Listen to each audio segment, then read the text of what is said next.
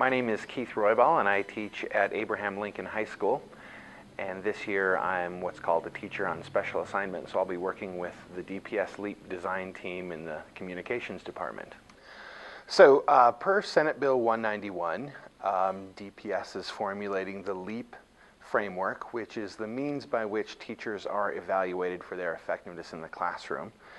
In DCTA, we've been lucky because we've been participants in the design of the LEAP framework, which is one of the shared values that DPS and the association have.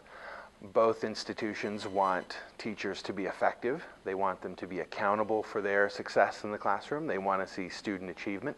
So this is our opportunity to work in concert to develop an assessment tool that is really useful at seeing how well teachers are performing in the classroom and how students are learning. So LEAP is an acronym. It means Leading Effective Academic Practice. It's, again, the means by which teachers and administrators can work in collaboration to determine the effectiveness of teachers. It's a system that is being piloted again this year.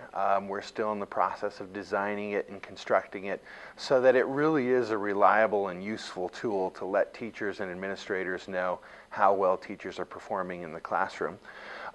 From our case, one of the things that we're interested in as educators is just making sure that the tool is meaningful for us, to inform our practice so that we can get appropriate coaching as is necessary, so that we can get the type of feedback that helps us grow, augment our practice, to serve students with different types of needs. So for us, it's really exciting to be a part of this design process and the collaboration process with the district, with the association, with educators of all stripes. In our case, from the teacher vantage point, what we also want to think about is as we pilot this tool, what we did last year was look at the actual evaluation form and observations. This year in the pilot, we're adding student outcomes. So if you kind of think of the LEAP process as a means to evaluate teachers, this year we're piloting the portion that tells us how did students perform on assessments and how does that inform us about the effectiveness of teachers in the classroom. So what we really want to make sure we're doing this year in the pilot is truly striking at what do teachers teach in the classroom, are the students mastering that content, and how does that relate to a teacher's overall performance evaluation? Anecdotally, I would say I think teachers would like a little more voice and a little more participation in the design process. I don't really have any data to suggest one way or the other, but I know anecdotally just from my time spent as a teacher, interviewing other teachers, finding out how the framework is working for them, they feel that it's an important thing. Accountability, shared accountability between administrators and educators and community stakeholders like parent groups and other types of folks. We definitely want to make sure that we're all working positively to support student learning. In the course of this LEAP design process, to what extent have teachers been heard? I'm not sure. One of the things I'm going to do this year is work with the LEAP design team, and what I want to do is get that type of information from teachers. How is this LEAP design tool going to empower them to find success in the classroom? How is it going to provide them the type of coaching that they need to improve their practice? So right now I think teachers are a little hesitant to say that it's been an entirely collaborative process. On the other hand, I think that they are thoughtful and purposeful in the way that they're providing feedback to make this LEAP assessment tool more effective for them in the classroom and their day-to-day practice. Well, teachers unequivocally are driven by their passion. What they want is to see students learn, to see students grow, to see the types of academic gains and personal growth that makes students and makes teaching a worthwhile profession, to see those students growing so wonderfully.